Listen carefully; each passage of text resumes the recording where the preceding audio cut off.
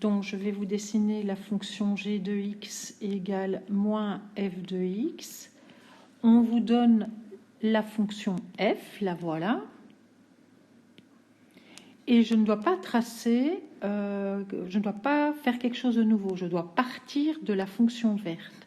Alors, qu'est-ce que ça veut dire le moins? Ça veut dire que on prend l'opposé de chaque ordonnée, de chaque point. On prend l'opposé des ordonnées de chaque point de la courbe verte qui est dessinée, la courbe de C. Et donc, je vous montre comment on fait sur le dessin. Donc, l'opposé de celle-là, elle va arriver là. L'opposé de 0, c'est 0. L'opposé ici de moins 3, ça devient 3. L'opposé de 0, c'est 0. L'opposé de moins 3, ça devient 3. En fait, qu'est-ce que ça va donner? Ça va donner une courbe qui est symétrique à la verte. Et ça, symétrique par rapport... Voilà. Et puis, ça continue comme ça. Donc, en fait, ça revient à faire quoi? Cela revient à prendre le symétrique de la courbe verte par rapport à l'axe des x. Donc, cela revient à prendre la courbe symétrique à C de f par rapport à l'axe de symétrie qui est l'axe de dx. À l'axe des x. Et donc ça, c'est la courbe qu'on va appeler courbe de G. Voilà pour le premier. Je vais faire la même chose avec une deuxième, où là, on vous demande de prendre la valeur absolue. Donc, on vous demande de dessiner h de x égale valeur absolue de f de x. Il faut savoir que la valeur absolue, qu'est-ce que ça fait? Si on lui rentre un nombre positif, ça reste positif. Si on lui rentre un nombre négatif, ça prend l'opposé. Donc, ça veut dire que toute la partie opposée négative de la courbe C va devenir positive. Donc, toutes les parties de la courbe F situées en dessous de l'axe des X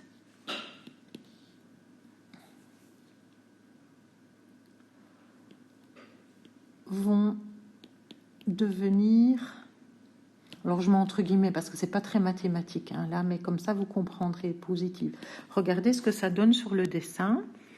La partie positive là reste positive, la partie positive là reste positive, et toutes les autres, je prends leur symétrique.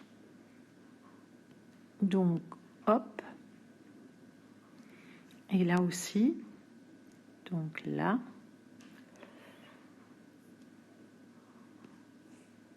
Voilà, et ça en rouge, j'ai dessiné la courbe de H.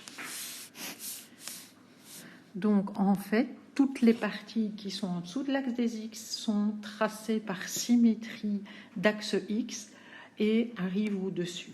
Et les parties positives restent positives. Alors maintenant, on va faire la même chose avec f de moins x.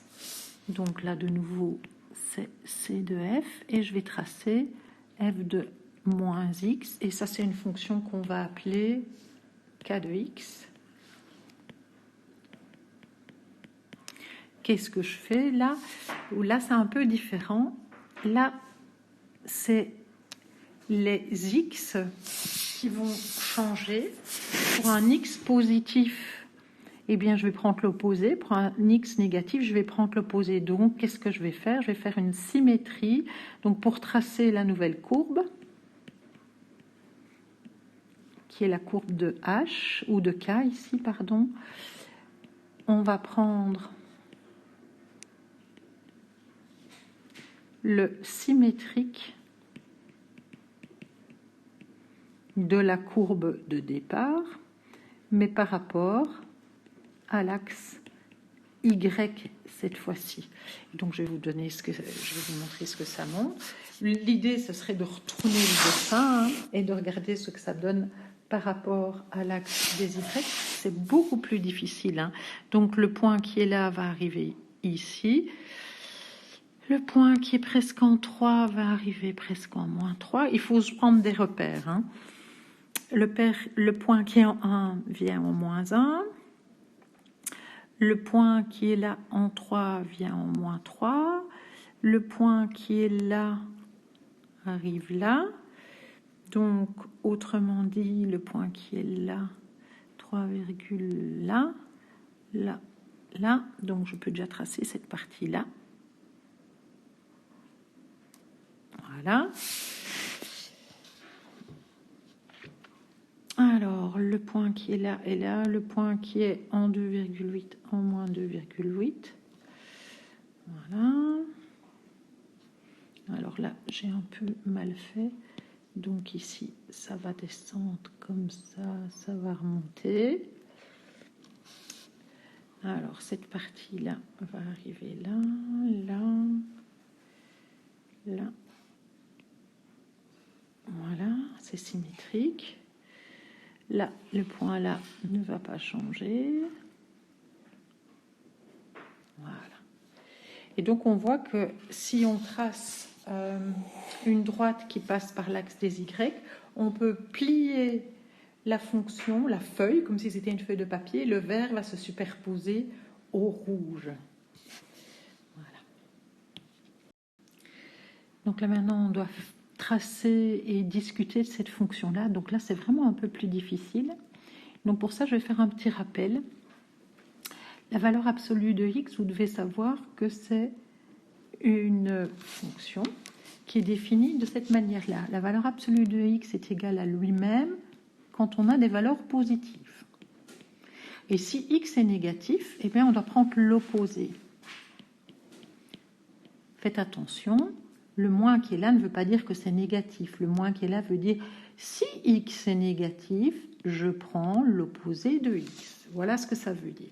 Donc, ça veut dire que notre fonction f de valeur absolue de x doit être définie de deux côtés. D'une part, c'est égal à f de x, si x est plus grand ou égal à 0. Donc ça veut dire que la partie qui est située à droite de l'axe des y ne va pas changer.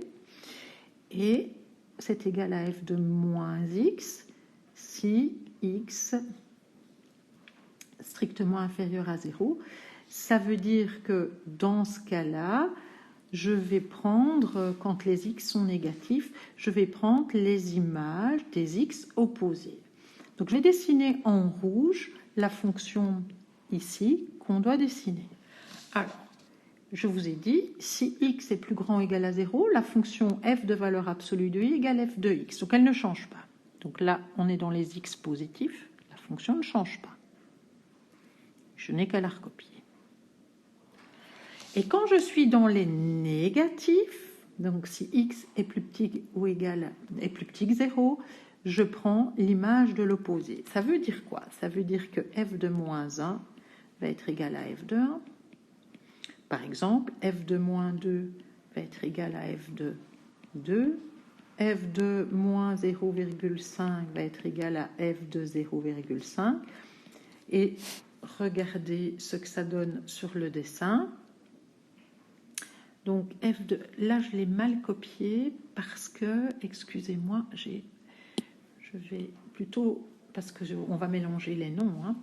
Le nom qu'on lui avait donné dans l'exercice, je reviens, c'était grand F, et c'est là que je dois changer. Voilà. Donc, grand F de 1, ça va être la même chose que F de 1. Grand F de 2, c'est la même chose que F de 2. Donc, la partie positive ne change pas. C'est la partie négative qui nous intéresse, qui est le plus difficile. Si je veux f de moins 1, je vais calculer f de 1. F de moins 2, ça va devenir f de 2. F de moins 0,5, ça devient f de 0,5. ça veut dire concrètement que je dois tracer pour les parties négatives la même fonction que sur la partie positive. Donc, autrement dit, je vais prendre cette partie-là, je vais tracer le symétrique, la voilà, la voilà, la voilà. Alors ici, là, donc hop, hop, hop. Et voilà, ça c'est en rouge, j'ai tracé f de valeur absolue de x. Donc voilà, vous voyez qu'à partir d'une seule fonction, on peut en tracer d'autres, simplement en manipulant un tout petit peu les graphiques.